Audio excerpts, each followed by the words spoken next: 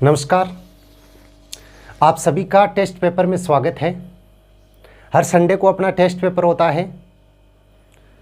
आप लोगों को पता ही है कि टेस्ट पेपर किस प्रकार से होता है और किस प्रकार से आपको टेस्ट पेपर देना होता है। परंतु जैसे कल मैंने पोस्ट डाली थी कि भाई संडे को टेस्ट पेपर होगा, तो कई लोगों के ये मैसेज आ रहे हैं, कमेंट आ रहे हैं कि टेस्ट पेपर होता कैसे है, कैसे हमें जवाब देना है। तो इसके लिए मैंने पहले भी एक वीडियो डाला है, दोबारा बता रहा हूँ कि हर संडे को 12th बायोलॉजी की क्लास का टेस्ट होता है, जिसके अंदर एक चैप्टर का हर संडे को टेस्ट होता है। उसके अंदर ऐसे प्रश्न दिए जाते हैं जो वार्षिक परीक्षा की दृष्टि से बहुत ज़्यादा महत्वपूर्ण है। मतलब केवल मैं उन्हीं प्रश्नों पे ज़्यादा जोर देता हूँ या वही प्रश्न आपको बताता हूँ जो वार्षिक परीक्षा में आने वाले हैं, या वार्षिक परीक्षा से मैं ये कहूँ कि उसी प्रकार के प्रश्न जो वार्षिक परीक्षा के अंदर पूछे जाते हैं। इसलिए आप लोग नियमित रूप से टेस्ट पेपर दीजिए और टेस्ट पेपर में जो भी प्रश्न आपको बताए जाते हैं उन प्रश्नों को याद भी कीजिए। अगर आप लोगों को ये प्रश्न आते हैं तो बहुत बढ़िया बात है, फिर भी अगर नहीं आते हैं तो इन प्रश्नों को आप याद कीजिए। इसके लिए अपने इस चैनल के द्वारा हर चैप्टर का वीडियो बनाया हुआ है, हर चैप्टर की क्लास है जो आप प्लेलिस्ट में जाके देख सकते हो। तो आज अपने चैप्टर 26 मानव का तंत्रिका तंत्र, 26वां चैप्टर अपने मानव का तंत्रिका तंत्र, उसका टेस्ट है। इससे पहले 21, 22, 23, 24 और 25 तक टेस्ट हो चुके हैं। यदि आप लोगों ने वो टेस्ट नहीं दिए हैं तो उनकी क्लासें हैं, वो प्लेलिस्ट के अंदर डाली हुई है। प्लेलिस्ट बनी हुई है क्लास 12 बायोलॉजी के नाम से, क्लास 12 बायोलॉजी के नाम से इसी चैनल पे प्लेलिस्ट बनी हुई है, जिसके अंदर आप लोग जाके इन सभी टेस्ट पेपर के प्रश्न पत्र हैं उनको हल कीजिए और उन प्रश्नों को नोटबुक के अंदर लिख के अच्छी तरह से याद कर लीजिए। अगर आप लोगों ने ये प्रश्न, जो मैं ये प्रश्न हर संडे को बताता हूँ, उन प्रश्नों को अच्छी तरह से आप लोग याद कर लेते हो तो आप लोग ये मानो कि जब आप वार्षिक परीक्षा का एग्ज़ाम दोगे और एग्ज़ाम हॉल के अंदर बैठ के प्रश्न देखोगे तो आप लोग एक बार मेरे को ज़रूर याद करोगे। आप लोग एक बार अपने मन के अंदर ये बात ज़रूर बोलोगे कि हाँ, जो टेस्ट पेपर होते थे उन्हीं में से ये प्रश्न आए हैं। इसलिए बाकी की क्लासें आप लोग ज़्यादा देख रहे हो, पता है मुझे, लेकिन इन टेस्ट पेपरों को ज़्यादा देखना है क्योंकि ये ज़्यादा महत्वपूर्ण है। अब इसके अंदर जो प्रश्न दिए जाते हैं वो प्रश्न आपके पास में उनके उत्तर है, आपको नहीं आ रहे हैं तो आप कहाँ से देखो। इसके लिए भी अपने 26वां चैप्टर है वो मैंने पढ़ा दिया है, उसके वीडियो डाले हुए हैं, तो आप लोग उन वीडियो को अच्छी तरह से देख लें और उसके पश्चात उनके उत्तर है वो याद करें। अब हम आप लोगों का बिना समय बर्बाद किए टेस्ट पेपर स्टार्ट करते हैं। टेस्ट पेपर जिस प्रकार आप लोग हमेशा देते हो उसी प्रकार से आप लोगों को टेस्ट पेपर देना है। अध्याय 26 मानव का तंत्रिका तंत्र। आप लोगों के लिए पहला प्रश्न है, मस्तिष्क व मेरुरज्जु में कौन सी तंत्रिकाएं निकलती है, उनके नाम बताइए। पहला प्रश्न आपके लिए, मस्तिष्क व मेरुरज्जु से कौन सी तंत्रिकाएं निकलती है। देखो, मस्तिष्क से एक तंत्रिका निकलती है और मेरुरज्जु से एक तंत्रिका निकलती है, ठीक है, उनका आपको नाम बताना है। तो आप लोगों के लिए पहला प्रश्न है, मस्तिष्क व मेरुरज्जु से निकलने वाली तंत्रिकाओं के नाम बताइए। जैसा कि हमेशा आपको दिया जाता है कि स्टार्ट के 10 प्रश्न है वो छोटे होंगे, उसके पश्चात 5 प्रश्न है वो बड़े होंगे, ठीक है। आप लोगों को 1 से 10 प्रश्न है उन्हीं के जवाब मेरे पास में भेजने हैं, बाकी के 11 से 15 तक नहीं भेजने हैं क्योंकि वो बहुत ज़्यादा बड़े प्रश्न हैं। आप लोग उनके जवाब लिखोगे, टाइम ज़्यादा लगेगा, ठीक है, और आपका समय है वो ज़्यादा बर्बाद होगा। तो मैं नहीं चाहता कि आपका समय है वो ज़्यादा बर्बाद हो, इसलिए आप लोग उनका जवाब लिखिए, केवल 1 से 10 तक का, और 11 से 15 तक है आप खुद अच्छी तरह से याद कीजिए। 11 से 15 तक प्रश्न है उनको आप खुद याद कीजिए। आप लोगों के लिए पहला प्रश्न मैंने बता दिया है कि मस्तिष्क व मेरुरज्जु से निकलने वाली तंत्रिकाओं के नाम बताइए। दूसरा प्रश्न है आपके लिए, मेरुरज्जु के 2 कार्य लिखिए। देखो, स्टार्ट में थोड़े इजी प्रश्न बता रहा हूँ, आगे जाओगे तो हार्ड भी आएंगे। दूसरा प्रश्न है, मेरुरज्जु के 2 कार्य लिखिए। आप लोग साथ में नोट करते रहे, साथ में लिखते रहे, जैसे जैसे मैं प्रश्न बोल रहा हूँ तो साथ में लिखते रहे। अगर मान लो कि मैं जल्दी प्रश्न बोल रहा हूँ तो आप लोग वीडियो को रोक के उसके पश्चात पूरा प्रश्न लिख लें और बाद में आगे वीडियो को स्टार्ट करें। देखो 2 प्रश्न हो गए। दूसरा प्रश्न है मेरुरज्जु के 2 कार्य बताइए। प्रश्न नंबर 3, प्रतिवर्ती क्रिया किसे कहते हैं? उदाहरण लिखिए। प्रतिवर्ती क्रिया किसे कहते हैं? उदाहरण लिखिए। इसमें मैंने 2-3 उदाहरण बताए, केवल आपको एक ही उदाहरण लिखना है। तीसरा प्रश्न है प्रतिवर्ती क्रिया किसे कहते हैं? उदाहरण लिखिए। आप लोगों के लिए तीसरा प्रश्न है प्रतिवर्ती क्रिया किसे कहते हैं? उदाहरण लिखिए। चौथा प्रश्न है सबसे लंबी कोशिका कौन सी होती है? चौथा प्रश्न, सबसे लंबी कोशिका कौन सी होती है? तो उस कोशिका को आपको नाम बताना है। सबसे लंबी कोशिका कौन सी होती है, उस कोशिका का नाम बताइए। ठीक है, चौथा प्रश्न हो गया, सबसे लंबी कोशिका कौन सी होती है, उस कोशिका का नाम बताइए। उसके पश्चात 5वां प्रश्न है आप लोगों के लिए।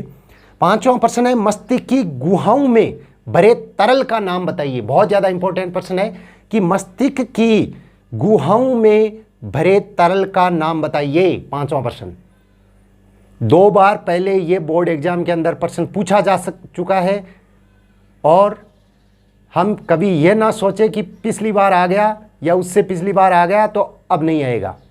कई प्रश्न ऐसे होते हैं जो हर बार पूछे जाते हैं। तो 5वां प्रश्न नोट कीजिए, मस्तिष्क की गुहाओं में भरे तरल का नाम बताइए। 5वां प्रश्न है मस्तिष्क की गुहाओं में भरे तरल का नाम बताइए। 6वां प्रश्न, मनुष्य के मस्तिष्क का आवरण में पाए जाने वाली झिल्लियों के नाम बताइए।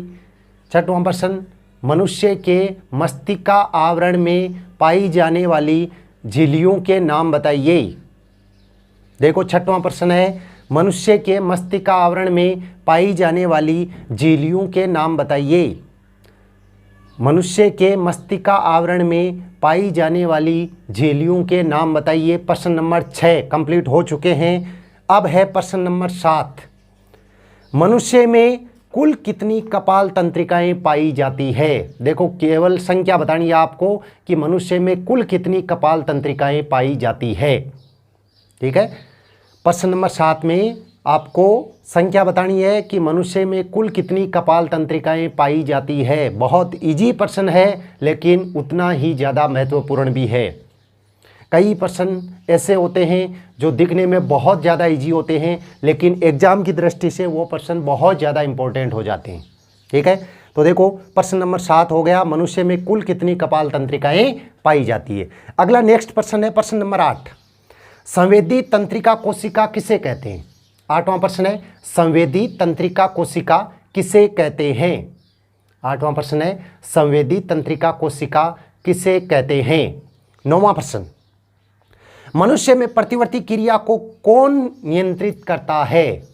नाम बताना है उसका कि जो प्रतिवर्ती क्रिया को नियंत्रित करता है। तो मनुष्य में प्रतिवर्ती क्रिया को कौन नियंत्रित करता है, उसका नाम बताना है आपको। मनुष्य में प्रतिवर्ती क्रिया को कौन नियंत्रित करता है, नाम बताइए। ये प्रश्न हो गया आपके नंबर 9। 9वां प्रश्न क्या हुआ, मनुष्य में प्रतिवर्ती क्रिया को कौन नियंत्रित करता है। 8वां प्रश्न देखो संवेदी तंत्रिका कोशिका किसे कहते हैं। और 9वां क्या हुआ, मनुष्य में प्रतिवर्ती क्रिया को कौन नियंत्रित करता है। प्रश्न नंबर 10वां है आप लोगों के लिए, सिनेप्स किसे कहते हैं। परिभाषा लिखनी है, सिनेप्स किसे कहते हैं। देखो ये 1 से 10 तक प्रश्न थे, वो छोटे प्रश्न थे। ठीक है, इन प्रश्नों के जवाब आप लोगों को मेरे पास में भेजने हैं। आगे मैं 11 से 15 तक प्रश्न बताऊंगा। अभी वीडियो को लास्ट तक देखना, 11 से 15 तक प्रश्न बताऊंगा। वो प्रश्न थोड़े बड़े हैं तो उनके आप जवाब भेजना चाहो तो आपकी इच्छा है और नहीं भेजना चाहो तो भी आपकी इच्छा है। लेकिन आप जवाब भेजें या ना भेजें, इन सभी प्रश्नों के मतलब इस टेस्ट पेपर के जवाब आप मेरे पास में भेजें या ना भेजें वो ज़्यादा इम्पोर्टेंट नहीं है। बात ये इम्पोर्टेंट है कि इनके जवाब आपको आने चाहिए। यदि आपको अभी जवाब आ रहे हैं तो बहुत बढ़िया है, और अगर मान लो अभी जवाब नहीं आ रहे हैं आपको तो आप लोग इनके जवाबों को याद कीजिए, इनके उत्तर हैं उनके याद कीजिए, जिससे आप लोगों को वार्षिक परीक्षा में फ़ायदा मिल सके। तो देखो मैंने 1 से 10 प्रश्न तक बता दिए हैं। आप लोगों के लिए एक बार दोबारा बोल देता हूँ सभी प्रश्न 1 से 10 तक। पहला है मस्तिष्क व मेरुरज्जु में कौन सी तंत्रिकाएँ पाई जाती हैं, नाम बताइए। दूसरा है मेरुरज्जु के 2 कार्य बताइए। तीसरा प्रश्न है प्रतिवर्ती क्रिया किसे कहते हैं, उदाहरण लिखिए। चौथा प्रश्न है सबसे लंबी कोशिका कौन सी होती है, नाम बताइए। पांचवा प्रश्न है मस्तिष्क की गुहाओं में भरे तरल का नाम बताइए, तरल द्रव्य होता है उसका नाम बताइए। और छठवां प्रश्न है मनुष्य के मस्तिष्क आवरण में पाई जाने वाली झिल्लियों के नाम, 3 झिल्लियां पाई जाती है उनके नाम बताने हैं, ठीक है। सातवां मनुष्य में कुल कितनी कपाल तंत्रिकाएं पाई जाती है, तो संख्या बतानी है आपको। आठवां है संवेदी तंत्रिका कोशिका किसे कहते हैं। नौवां है मनुष्य में प्रतिवर्ती क्रिया को कौन नियंत्रित करता है। और 10वां है सिनेप्स किसे कहते हैं। ये तो हो गए छोटे प्रश्न 10, ठीक है। हर चैप्टर में 10 प्रश्न छोटे में आपको बताता हूं। और जहां तक मेरा अनुभव कहता है, जहां तक मेरा ये अनुमान कहता है कि इन प्रश्नों से बाहर वार्षिक परीक्षा के अंदर शायद तक 99% है वो बाहर नहीं जाएंगे। हो सकता है 1% है वो इधर उधर हो जाए, तो उस 1% को भी हम कवर करेंगे, क्योंकि इस चैनल के माध्यम से आप लोगों को बायोलॉजी की इतनी ज़्यादा तैयारी करवाई जाएगी कि जो लोग मेरे इस चैनल से जुड़े हुए हैं, जो इस चैनल को नियमित देख रहे हैं, उसके वार्षिक परीक्षा के अंदर 95+ नंबर लाने की गारंटी है। मतलब अगर वो नियमित रूप से मेहनत करेगा, नियमित रूप से इस चैनल से जुड़ा हुआ रहेगा, टेस्ट पेपर देगा, प्री बोर्ड देगा, वार्षिक परीक्षा होगी वहाँ तक जुड़ा हुआ रहेगा, तो उसके नंबर है वो 95+ ही आने वाले हैं, ठीक है। अब देखो 11वां प्रश्न आप लोगों के लिए। 11वां प्रश्न है मानव मस्तिष्क के प्रमस्तिष्क का विस्तार से वर्णन कीजिए। केवल देखो प्रमस्तिष्क का इसके अंदर आपको वर्णन करना है कि मनुष्य के प्रमस्तिष्क का विस्तार से वर्णन कीजिए। कंप्लीट मनुष्य के 3 भाग है ना, प्रमस्तिष्क, आगे जो भी है, ठीक है, जो मैंने वीडियो में पीछे बताए हुए हैं, तो आप लोग उनको एक बार वीडियो को देख लेना, क्योंकि अभी मैं जवाब नहीं दूंगा किसी का भी। तो मनुष्य के प्रमस्तिष्क है, जो प्रमस्तिष्क भाग है उसका कंप्लीट वर्णन करना है, उसके जो भी भाग है उनका भी वर्णन करना है, इसमें कोई चित्र वित्र नहीं बनाना है आपको। 12वां प्रश्न है मेरुरज्जु का सचित्र वर्णन कीजिए। तो देखो मेरुरज्जु का मैंने चित्र बनाया आपको, ठीक है, इसके आंतरिक संरचना अनुप्रस्थ काट का चित्र बनाया हुआ है, तो वो चित्र आपको बनाना है इसके अंदर और इसका वर्णन करना है। तो मेरुरज्जु का सचित्र वर्णन कीजिए, ये है 12वां प्रश्न। मेरुरज्जु का सचित्र वर्णन कीजिए, ये है 12वां प्रश्न। और 13वां प्रश्न है अनुकंपी तंत्रिका तंत्र तथा परानुकंपी तंत्रिका तंत्र में 4 अंतर लिखिए।